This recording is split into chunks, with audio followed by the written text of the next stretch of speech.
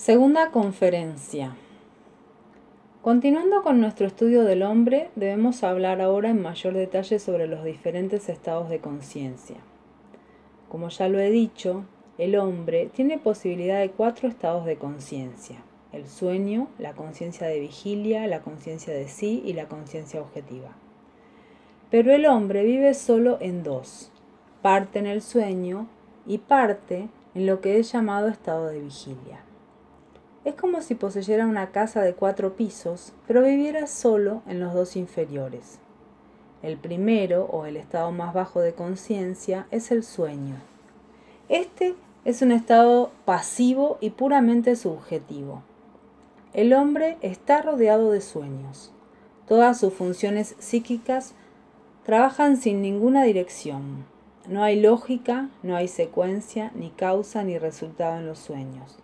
Puramente imágenes subjetivas, ya sean reflejos de experiencias anteriores o reflejos de percepciones vagas del momento, tales como sonidos que llegan al hombre que duerme, sensaciones que vienen de su cuerpo, ligeros dolores, sensaciones de tensión muscular, vuelan por su mente, dejando una muy pequeña huella en la memoria y más frecuentemente sin dejar ningún rastro. El segundo grado de conciencia llega cuando el hombre despierta. Este segundo estado, el estado en que estamos ahora, es decir, en el que trabajamos, hablamos, imaginamos que somos seres conscientes, y así sucesivamente, lo llamamos a menudo conciencia despierta o conciencia lúcida, cuando en realidad debería llamarse sueño despierto o conciencia relativa. Explicaremos más adelante este término. Aquí es necesario comprender que el primer estado de conciencia, esto es, el sueño, no desaparece cuando llega el segundo. Es decir, cuando el hombre despierta, el sueño continúa. Con todos sus sueños e impresiones, solo se le agrega una actitud más crítica hacia las propias impresiones, pensamientos mejor hilvanados y acciones más disciplinadas. Y gracias a lo vivido de las impresiones sensoriales, a los deseos y a los sentimientos, especialmente el deseo de contradicción o de imposibilidad, cuya ausencia es total en el sueño. Los sueños se vuelven invisibles, exactamente como las estrellas y la luna se vuelven invisibles con el resplandor del sol. Pero están todos allí, y a menudo influyen en todos nuestros pensamientos, sentimientos y acciones, algunas veces incluso más que la percepción real del momento. Al respecto debo decir de inmediato que no me refiero a lo que en la psicología moderna se llama el subconsciente o la mente subconsciente.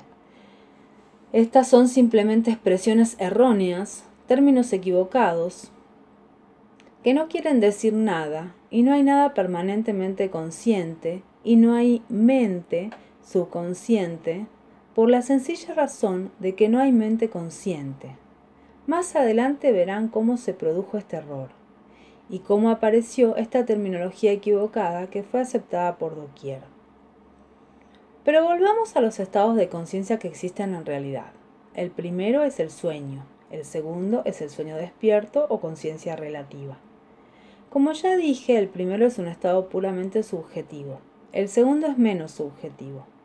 El hombre ya distingue entre el yo y el no yo, es decir, entre su cuerpo y los objetos que difieren de su cuerpo, y puede hasta cierto punto orientarse entre ellos y conocer su posición y cualidades.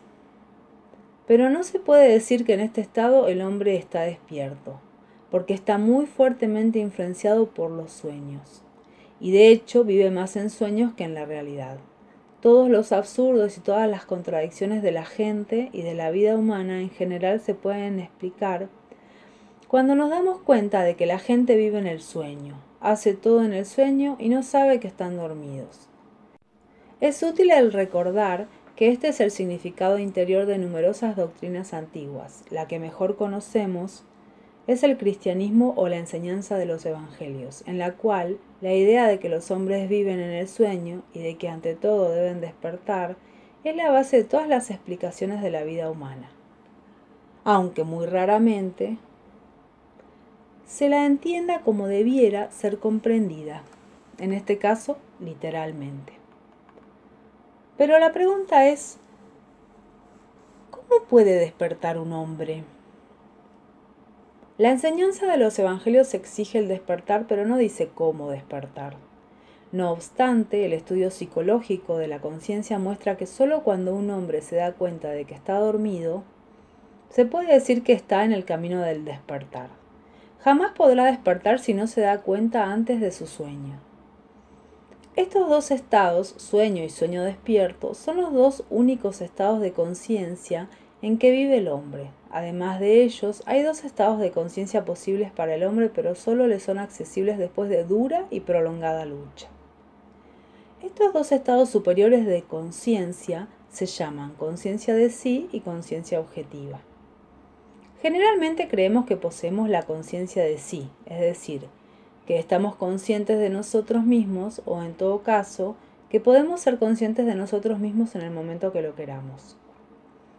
Pero en verdad la conciencia de sí es un estado que nos lo atribuimos sin ningún derecho. La conciencia objetiva es un estado del cual no sabemos nada.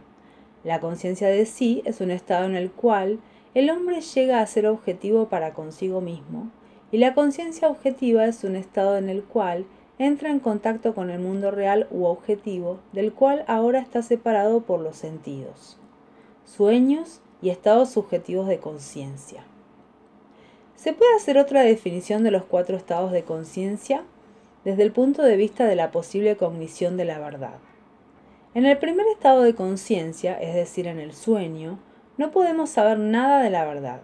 Inclusive si nos llegan algunas percepciones o sentimientos reales, estos se mezclan con los sueños, y en el estado de sueño no podemos distinguir entre los sueños y la realidad.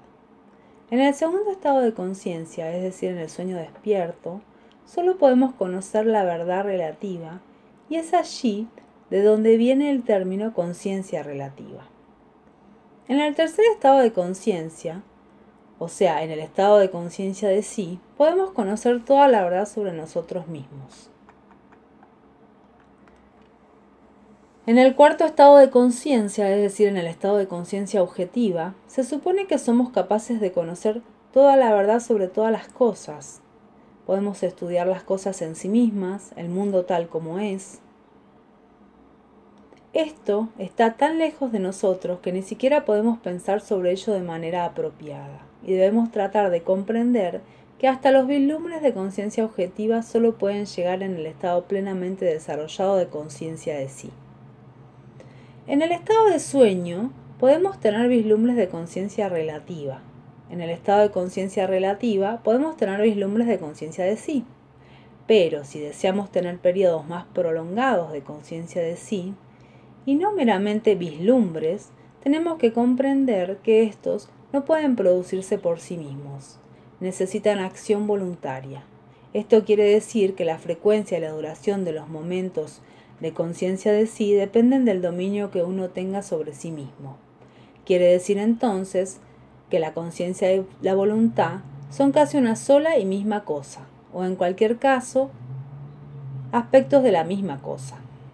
Debemos comprender ahora que el primer obstáculo en el camino del desarrollo de la conciencia de sí en el hombre es su convicción de que ya la posee, o en cualquier caso, de que la puede tener en el momento en que lo desee.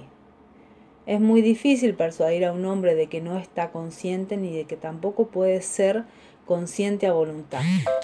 Es particularmente muy difícil porque la naturaleza hace aquí una jugarreta muy graciosa. Si se le pregunta a un hombre si está consciente o si se le dice que no está consciente, contestará que sí lo está y que es absurdo decir que no lo está porque lo está oyendo y lo comprende. Y tendrá toda la razón, aunque al mismo tiempo esté totalmente equivocado. Esta es la jugada que le hace la naturaleza. Tendrá razón porque su pregunta o su observación lo habrá vuelto vagamente consciente por un instante. Un momento después la conciencia desaparecerá.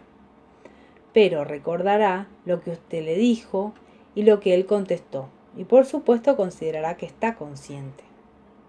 En realidad, el adquirir la conciencia de sí significa un prolongado y duro trabajo. ¿Cómo podría un hombre estar de acuerdo con trabajar así? y cree que ya posee exactamente lo que se le promete como resultado de un prolongado y duro trabajo.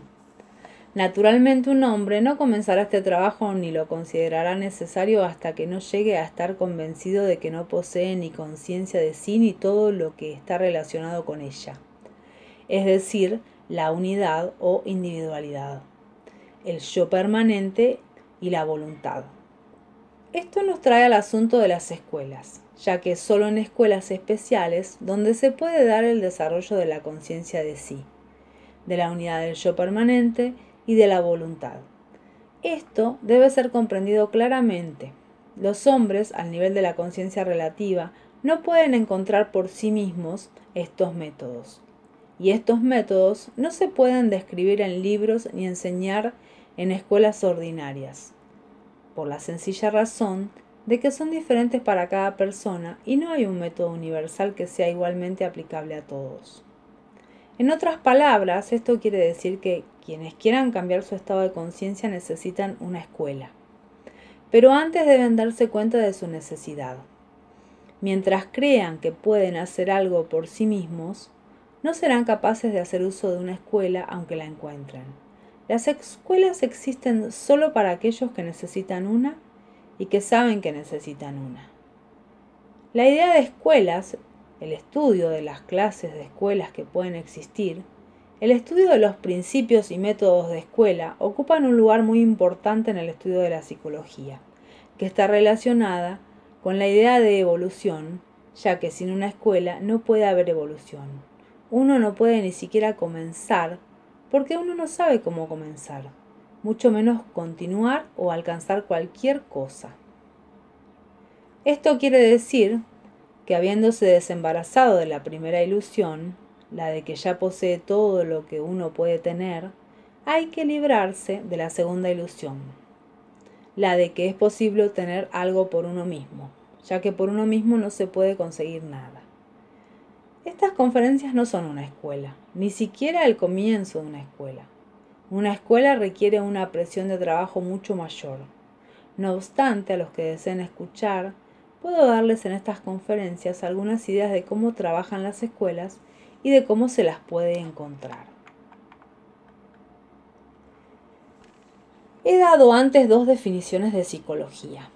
Primero dije que la psicología es el estudio de la posible evolución del hombre. Y segundo, que la psicología es el estudio de sí mismo. Lo que quise decir es que solo vale la pena estudiar la psicología que investiga la evolución del hombre, y que la psicología que solo se ocupa de una fase del hombre, sin saber nada acerca de sus otras fases, obviamente no es completa, y no puede tener ningún valor, aún desde un punto de vista puramente científico, es decir, desde el punto de vista de la experimentación y de la observación, porque la fase actual, tal como la estudia la psicología ordinaria, no existe como algo separado y consta de muchas subdivisiones que van de fases inferiores a fases más altas. Más aún, el experimento mismo y la observación muestran que uno no puede estudiar la psicología como se estudia cualquier otra ciencia, que no está directamente conectada con uno mismo. Uno debe comenzar el estudio de la psicología por uno mismo. Si juntamos primero lo que podemos saber sobre la próxima fase en la evolución del hombre, es decir, qué significará adquirir la conciencia, la unidad interior, un yo permanente y la voluntad. Y segundo, cierto material que podemos obtener por la observación de sí, es decir, el darnos cuenta de que no tenemos muchos poderes y facultades que nos arrogamos. Llegaremos a una nueva dificultad, en la comprensión del significado de la psicología y a la necesidad de una nueva definición. Las dos definiciones que se han dado en la conferencia anterior no son suficientes, porque el hombre por sí mismo no sabe qué evolución le es posible, no ve dónde se encuentra en la actualidad, y se atribuye rasgos que pertenecen a fases superiores de la evolución. En efecto, no puede estudiarse a sí mismo siendo incapaz de distinguir en sí mismo entre lo imaginario y lo real. ¿Qué es mentir? Como se entiende en el lenguaje ordinario, mentir quiere decir distorsionar o en algunos casos esconder la verdad, o lo que la gente cree que es la verdad. Esta mentira juega un papel muy importante en la vida, pero hay formas mucho peores de mentir, cuando la gente no sabe que miente. En la última conferencia que dije que en nuestro estado actual no podemos conocer la verdad y que solo podemos conocerla en el estado de conciencia objetiva, ¿cómo podemos mentir entonces? Parecería que hubiera una contradicción en esto, pero en realidad no la hay. No podemos conocer la verdad, pero podemos pretender que la conocemos. Y esto es mentir. La mentira llena toda nuestra vida. La gente pretende que sabe toda clase de cosas sobre Dios, sobre la vida futura, sobre el universo, sobre el origen del hombre, sobre la evolución, sobre todas las cosas, pero en realidad no sabe nada, ni siquiera sobre sí misma. Y cada vez que habla sobre algo que no sabe como si lo supiera, miente. Por lo tanto, el estudio de la mentira llega a ser de capital importancia en la psicología. Esto nos puede llevar a la tercera definición de la psicología, que es el estudio de la mentira.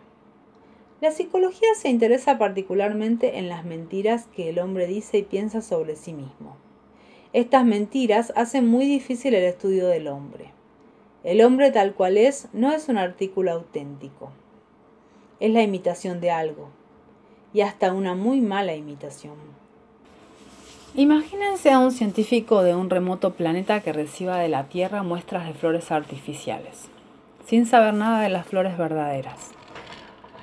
Le será extremadamente difícil el definirlas, explicar su forma, su color, el material del que están hechas, es decir, alambre, algodón y papel coloreado, y el clasificarlas en cualquier forma. La psicología se encuentra en una posición muy similar en relación con el hombre. Tiene que estudiar a un hombre artificial sin conocer al hombre real. Ciertamente, no es fácil estudiar a un ser como el hombre, cuando él mismo no sabe lo que es real ni lo que es imaginario en él. Por esta razón, la psicología tiene que comenzar por separar lo que es real de lo que es imaginario en el hombre. Es imposible estudiar al hombre como un todo, porque el hombre está dividido en dos partes. Una que en algunos casos puede ser casi toda real y la otra parte que en algunos casos puede ser casi totalmente imaginaria. En la mayoría de los hombres corrientes, estas dos partes están entremezcladas y no se pueden distinguir fácilmente, aunque ambas estén allí y ambas tengan su propio significado y efecto. En el sistema que estamos estudiando, estas dos partes son llamadas esencia y personalidad. La esencia es lo innato en el hombre, la personalidad es lo adquirido. La esencia es lo que le es propio, la personalidad es lo que no le pertenece. La esencia no se puede perder, no se le puede cambiar o dañar tan fácilmente como a la personalidad. La personalidad puede ser cambiada, casi completamente, con el cambio de las circunstancias. Se puede perder o dañar fácilmente. Si trato de describir lo que es la esencia, debo decir ante todo que es la base de la constitución física y mental del hombre. Por ejemplo, un hombre es por naturaleza lo que se llama un buen marinero, otro no lo es. Uno tiene oído musical, otro no lo tiene. Uno tiene capacidad para idiomas, otro no. Esta es la esencia. La personalidad es todo lo que se ha aprendido de una u otra manera, en lenguaje ordinario, consciente o inconscientemente. En la mayoría de los casos, inconscientemente. Significa que por imitación. Lo que en efecto desempeña un papel muy importante en el desarrollo de la personalidad. Aún en las funciones instintivas, las que naturalmente deberían estar libres de personalidad. Hay generalmente muchos así llamados gustos adquiridos, es decir, toda clase de gustos y aversiones artificiales, todos adquiridos por imitación e imaginación. Estos gustos y aversiones artificiales desempeñan un papel muy importante y desastroso en la vida del hombre. Por naturaleza, al hombre le debería gustar lo que es bueno para él y tener aversión a lo que es malo para él. Pero esto es así solo mientras la esencia domina a la personalidad. ¿Cómo debería serlo? En otras palabras, cuando un hombre es sano y normal, cuando la personalidad comienza a dominar a la esencia, y cuando el hombre se vuelve menos sano, comienza a gustarle lo que es malo para él y a disgustarle lo que le es bueno. Esto está relacionado con la causa principal de lo que puede estar mal en las relaciones mutuas entre la esencia y la personalidad.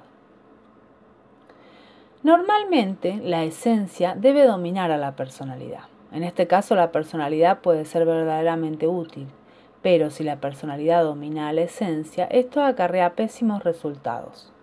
Se debe comprender que la personalidad es también necesaria para el hombre. No podemos vivir sin la personalidad, y solo con la esencia.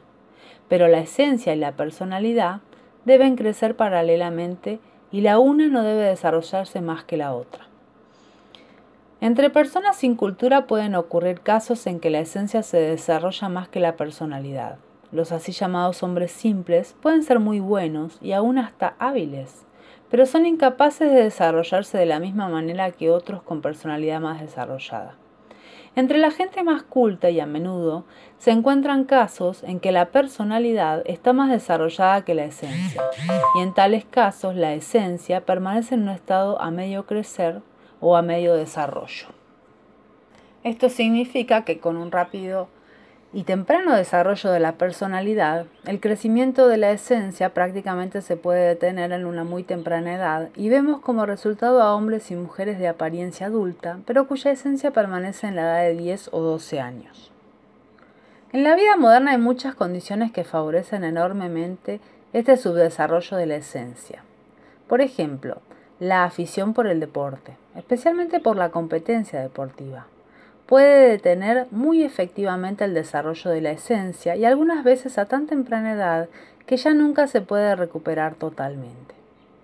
Esto nos muestra que no se puede considerar a la esencia como conectada solamente con la constitución física, en el sentido simple de esta idea.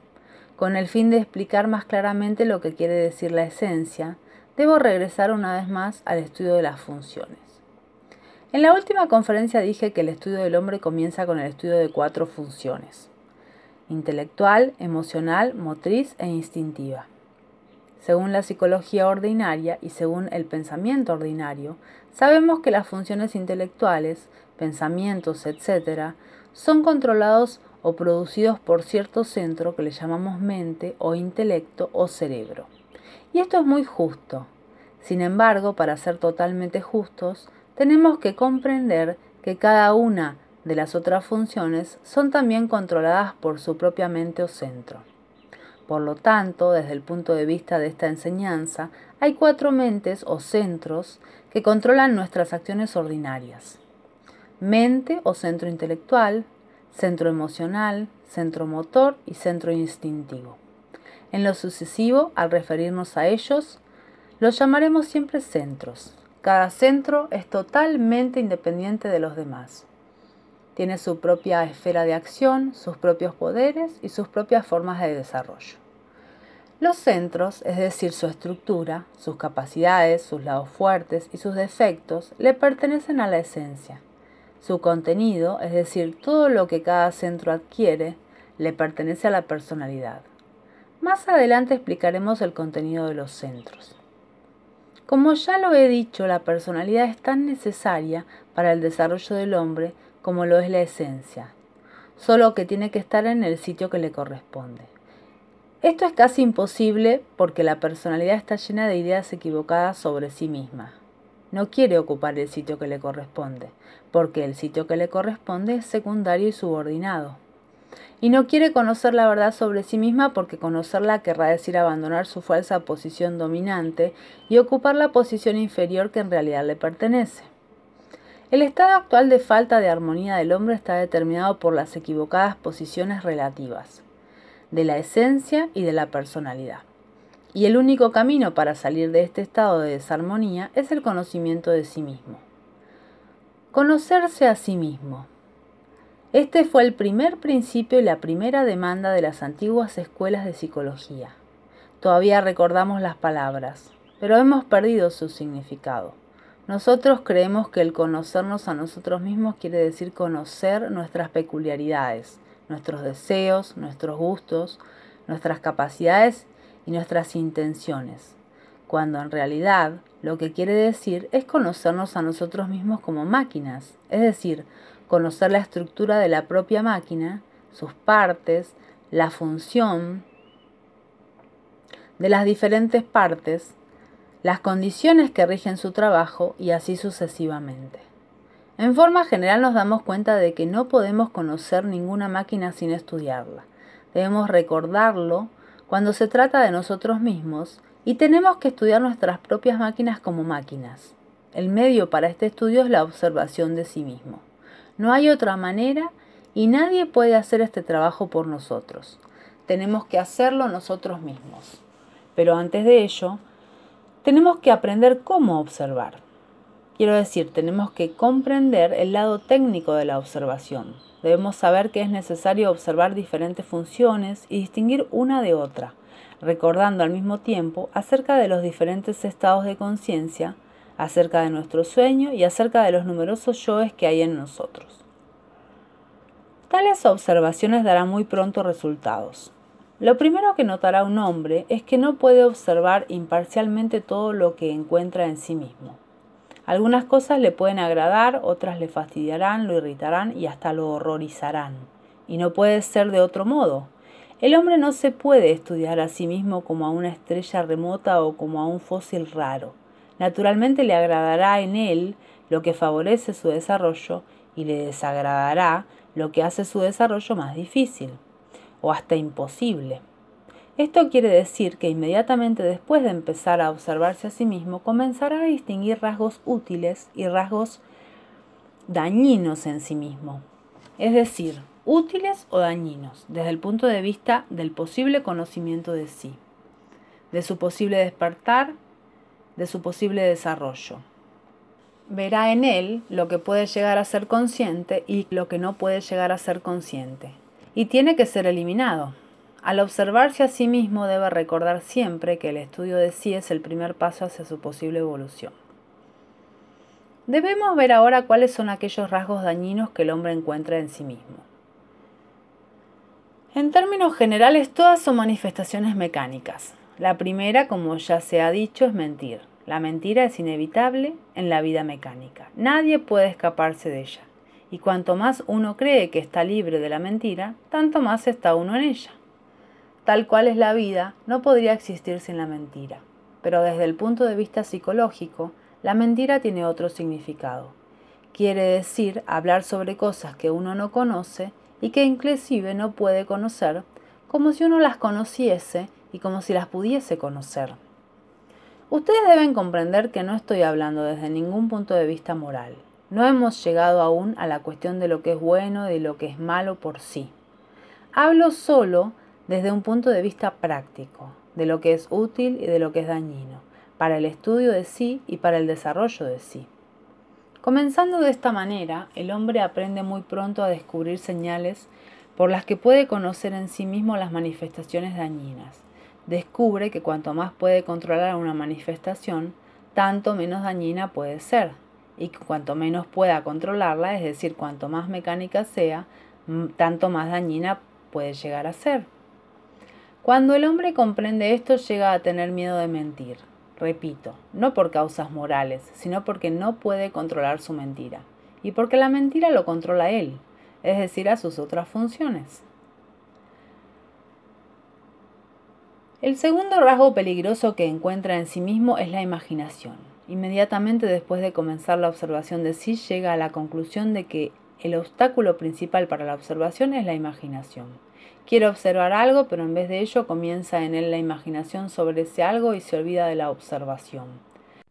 Muy pronto se da cuenta de que la gente le da a la palabra imaginación un significado totalmente artificial y totalmente inmerecido, en el sentido de facultad creativa o selectiva. Se da cuenta de que la imaginación es una facultad destructiva que él nunca puede controlar y que siempre lo arrastra lejos de sus decisiones, más conscientes en una dirección que no tenía intención de seguir. La imaginación es casi tan mala como la mentira. Es de hecho mentirse a sí mismo. El hombre comienza a imaginar algo para darse un placer y muy pronto comienza a creer en lo que imagina, o al menos en parte de ello. Además, o quizá aún antes, uno encuentra muchos efectos muy peligrosos en la expresión de las emociones negativas.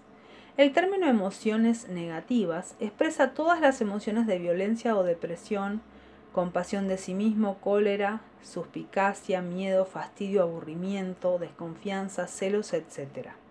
Ordinariamente, uno acepta la expresión de estas emociones negativas como algo muy natural y hasta necesario. Muy a menudo la gente las llama sinceridad. Por supuesto, no tiene nada que ver con sinceridad. Es simplemente un signo de debilidad en el hombre. Un signo de mal genio y de incapacidad de guardar para sí los motivos de queja. El hombre se da cuenta de esto cuando trata de oponérseles, y al hacerlo aprende otra lección. Se da cuenta que a las manifestaciones mecánicas no basta con observarlas, es necesario resistirse a ellas, porque si no se les resiste uno, no puede observarlas.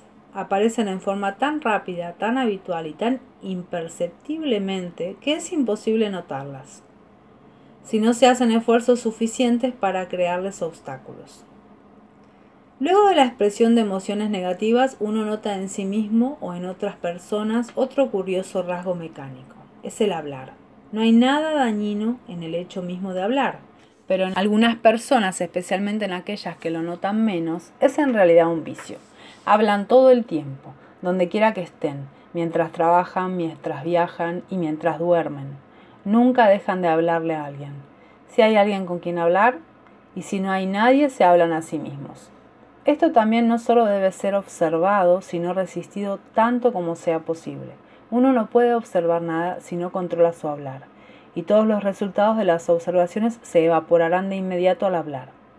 Las dificultades que tiene para observar estas 4 manifestaciones, mentir, imaginar, la expresión de emociones negativas y el hablar innecesario, le demuestran al hombre su total mecanicidad y la imposibilidad que tiene hasta de luchar contra esta mecanicidad, si no cuenta con ayuda, es decir, sin un nuevo conocimiento y sin una ayuda directa.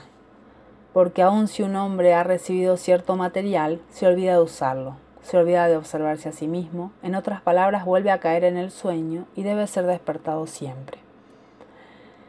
Esta caída en el sueño tiene ciertas características propias definidas, desconocidas en la psicología ordinaria. Estas características requieren un estudio especial. Hay 2. La primera se llama identificación. Identificarse o la identificación. Es un curioso estado en el cual el hombre pasa más de la mitad de su vida. Se identifica con todo, con lo que dice, con lo que siente, con lo que cree, con lo que no cree, con lo que desea, con lo que no desea, con lo que le atrae, con lo que le repele. Todo lo absorbe.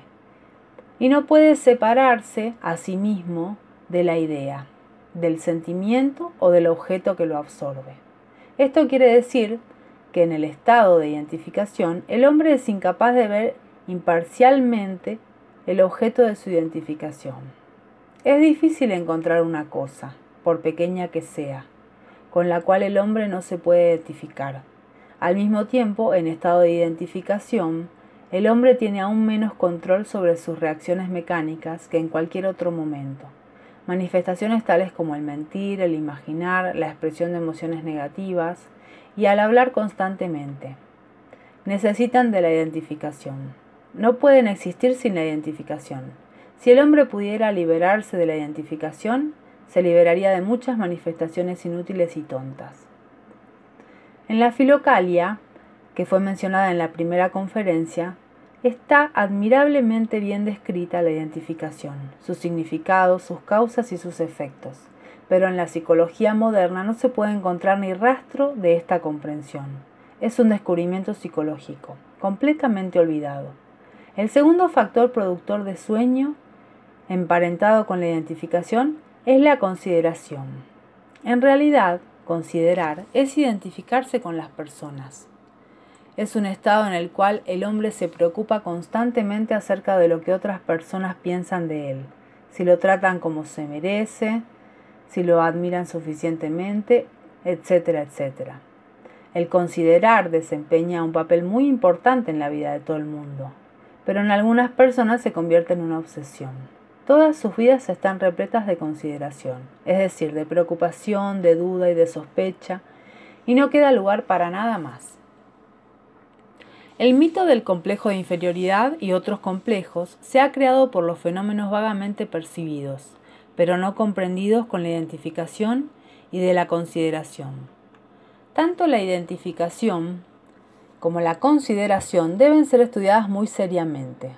Solo el conocimiento cabal de ambas puede disminuirlas.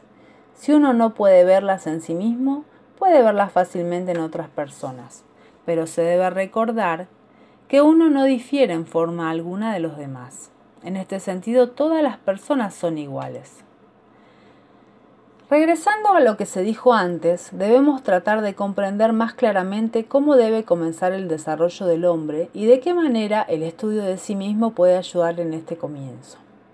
Desde el primer instante, encontramos una dificultad en nuestro lenguaje. Por ejemplo, queremos hablar de un hombre desde el punto de vista de la evolución, pero la palabra hombre en el lenguaje ordinario no admite ninguna variación o gradación. El hombre que nunca es consciente y que ni siquiera lo sospecha, el hombre que está luchando para llegar a ser consciente, el hombre que es plenamente consciente. Todo es lo mismo en nuestro lenguaje. En todos los casos es siempre el hombre. Con el fin de obviar esta dificultad y para ayudar al estudiante a clasificar sus nuevas ideas, esta enseñanza divide al hombre en 7 categorías. Las 3 primeras categorías están prácticamente en el mismo nivel. El hombre número 1, un hombre en el cual los centros motor e instintivo predominan sobre el intelectual y el emocional, es decir, el hombre físico. El hombre número 2, un hombre en el cual el centro emocional predomina sobre el intelectual, el motor y el instintivo, el hombre emocional. El hombre número 3, un hombre en el cual el centro intelectual predomina sobre el emocional, el motor y el instintivo, el hombre intelectual. En la vida ordinaria encontramos solo estas 3 categorías de hombre.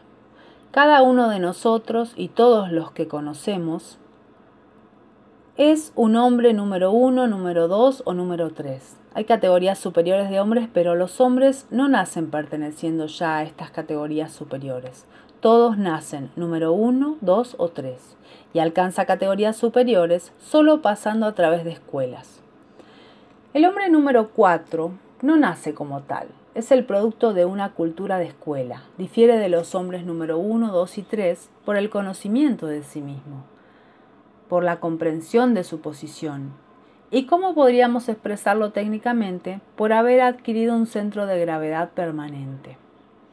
Esto último quiere decir que la idea de adquirir la unidad, la conciencia, un yo permanente y la voluntad, es decir, la idea de su desarrollo, ha llegado a ser, para él, más importante que sus otros intereses. Debemos agregar a las características del hombre número 4 que sus funciones y sus centros están mejor equilibrados de una manera tal que no podría equilibrarlos sin trabajar sobre sí mismo, de acuerdo con los principios y métodos de una escuela. El hombre número 5 es un hombre que ha adquirido la unidad y la conciencia de sí. Es diferente del hombre ordinario, porque en él ya trabaja uno de los centros superiores y tiene muchas funciones y poderes que un hombre ordinario, es decir, un hombre número 1, 2 o 3, no tiene. El hombre número 6 es un hombre que ha adquirido la conciencia objetiva. Otro centro superior trabaja en él. Posee muchas más nuevas facultades y poderes, más allá de la comprensión del hombre ordinario. El hombre número 7 es un hombre que ha alcanzado todo lo que un hombre puede alcanzar. Tiene un yo permanente y una voluntad libre. Puede controlar todos los estados de conciencia en sí mismo. Y ya no puede perder nada de lo que ha adquirido. De acuerdo con otra descripción, él es inmortal dentro de los límites del sistema solar.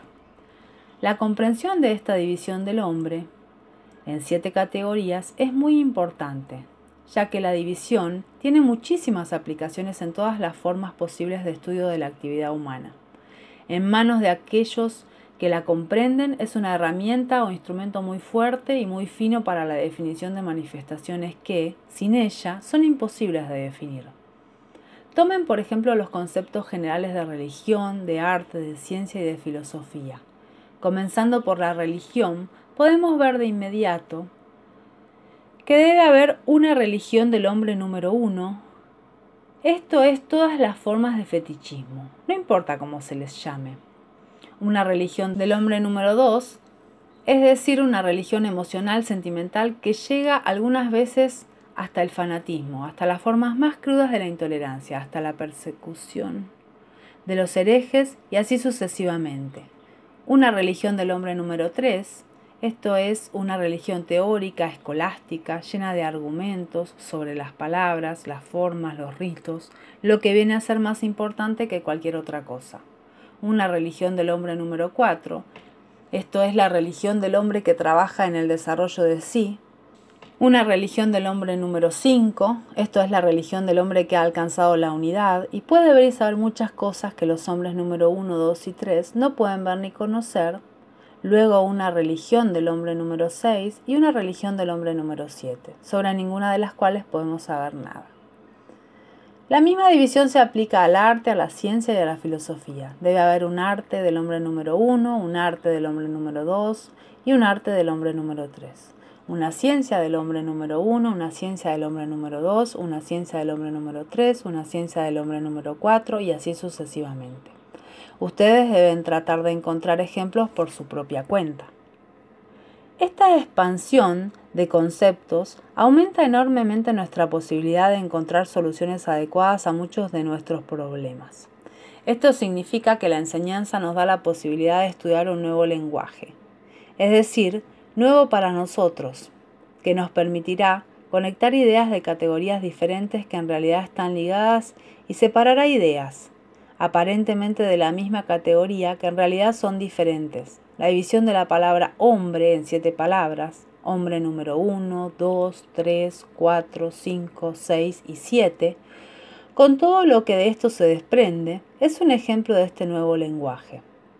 Tenemos entonces una cuarta definición de la psicología como el estudio de un nuevo lenguaje, y este nuevo lenguaje es un lenguaje universal, que la gente a veces trata de encontrar o de inventar. La expresión, un lenguaje universal o lenguaje filosófico, no debe ser tomada en sentido metafórico. El lenguaje es universal en el mismo sentido que los símbolos matemáticos son universales. Y además, contiene en sí mismo todo lo que la gente pueda pensar de ello, hasta las pocas palabras que se han explicado de este lenguaje. Dan la posibilidad de pensar y de hablar con mayor precisión de la que es posible en el lenguaje ordinario, que usa cualquiera de las terminologías y nomenclaturas científicas o filosóficas existentes.